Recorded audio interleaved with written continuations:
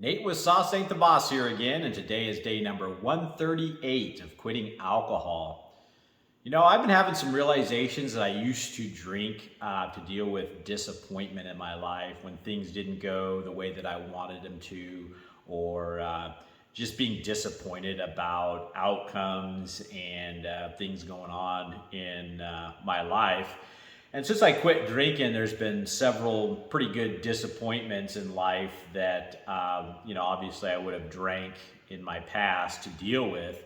But instead, I just navigated those things and chose to take a high road and obviously not drink and try to turn that negative thing that was disappointing into something positive.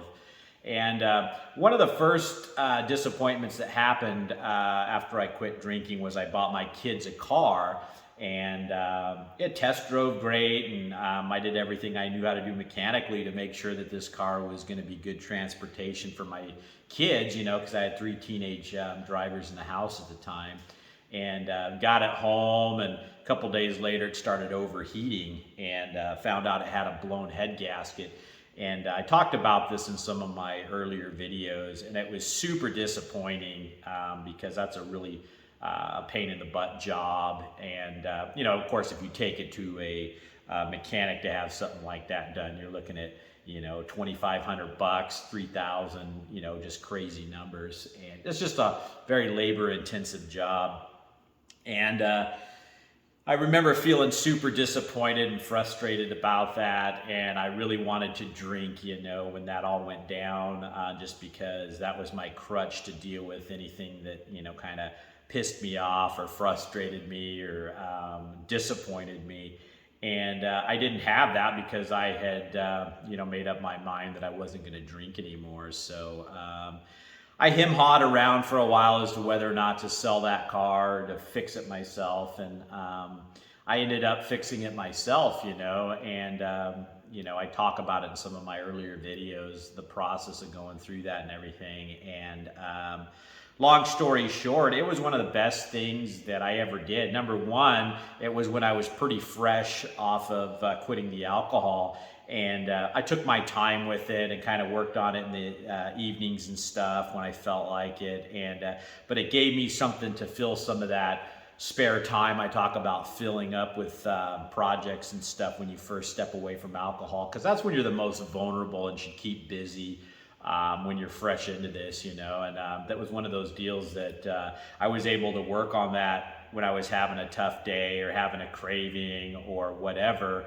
And not only that, but, parts for that job were really cheap. I want to say $100, a couple hundred at the most. And I learned a lot. It was enjoyable, actually. And the car runs great, still have it. It's been a great transportation for the kids now.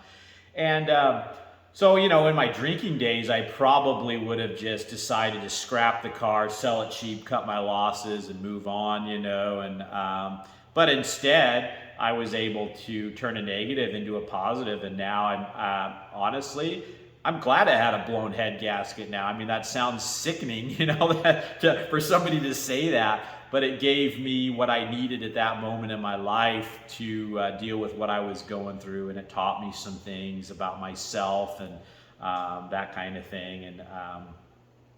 And so, another disappointment since I quit drinking was, and I mentioned this in my videos too, was I own some rental properties, and one of my tenants decided to quit paying rent and just trashed the place on his way out. And in fact, it ended up costing me about $20,000 in damages that this person did. And that battle's probably not over yet, but long story short, I did a lot of the work myself. I spent a lot of 12-hour days down there fixing stuff to try to save money and everything I could to minimize my losses, so to speak, on that deal.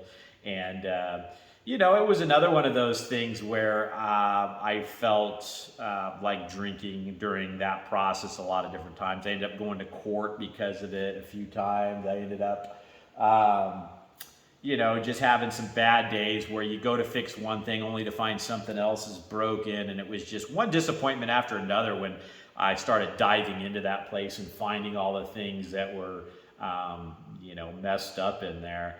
And but again, I learned a lot about the legal process. I learned a lot about what I could take. At one point I did a video about how during that process I kind of hit my wall and I was just trying to do too much and just kind of go, and I realized I couldn't do that, so I learned that about myself, that there's got to be a balance too. You can't just charge hard all the time for days and days and days on end without any reprieve and still function normally, and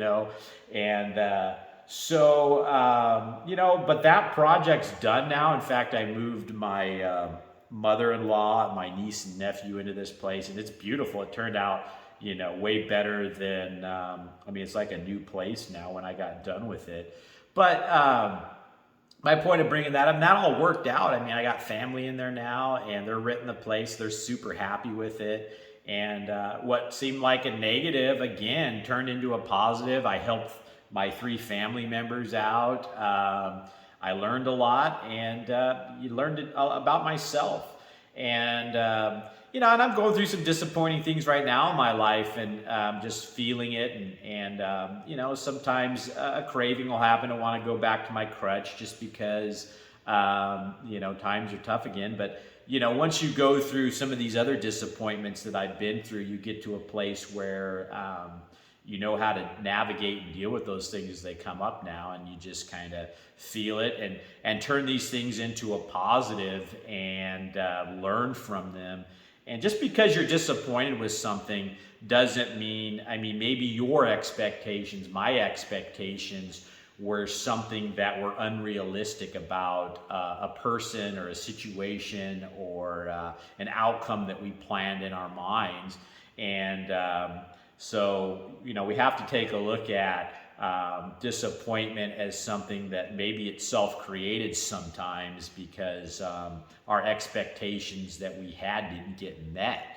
And rather than going to alcohol to deal with the discomfort that comes along with disappointment, now it's time to step up to the plate and turn that negative into a positive. Look at why you're disappointed. Were my expectations too high? Is there something I can do to change the outcome to be more to my liking?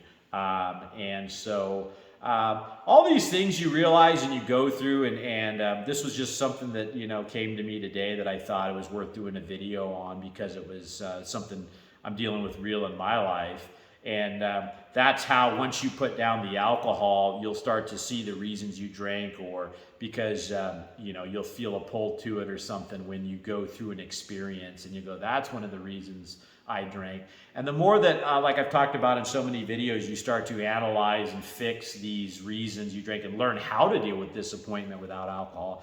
I've been through not just those 2 since I quit drinking. There's been several others that I haven't even talked about. But once you learn to deal with disappointment without alcohol, and then you won't need alcohol in the future for disappointment because you know how to navigate it now. And so yeah, guys, if disappointment is one of the reasons you drink too, it's probably one in a list of many, like it was for me probably, but it was just something I realized recently here, and I can work on it now though. If I was drinking and still in that life, I wouldn't even know that I drank for disappointment. I would just be frustrated, open up the drink, and just start hammering it, and never turn that negative into a positive. Never look at, why am I disappointed? Are my own expectations too high? Maybe I need to look at myself. And so, yeah, that's the topic for today, guys. If you guys are enjoying these videos, please give them a like. Subscribe to the channel if you can. And most importantly, remember, sauce ain't the boss. You are. You guys have a great day.